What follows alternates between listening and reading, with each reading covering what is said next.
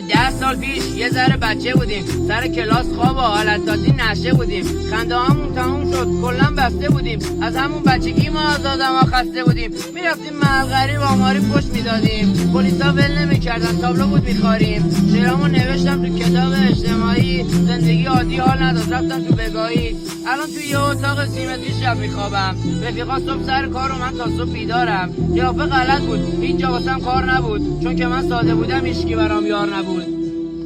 ببخشید دوست داشتم واسم یه دنیا بودی، معذرت گیر میدادم وقتی که اون دورا بودی، عروسک شهر بدون تو شبیه جهنمه، توانم نرسید از این وضعیت بلند کنمت، نشد که باشی پیشم کنار من پیرشی، بعد تو دوست داشتن و نفهموندش به میشکی، هر وقت تو خیابون یه جا بدی تنها بودی، احساس بدی داشتی مهم نی هر جا بودی، شماره من همونه یه زنگ به خودم بزن، بیام با آتیش بکشم برسم بزن بیام با آتیش بکشم برسم بزن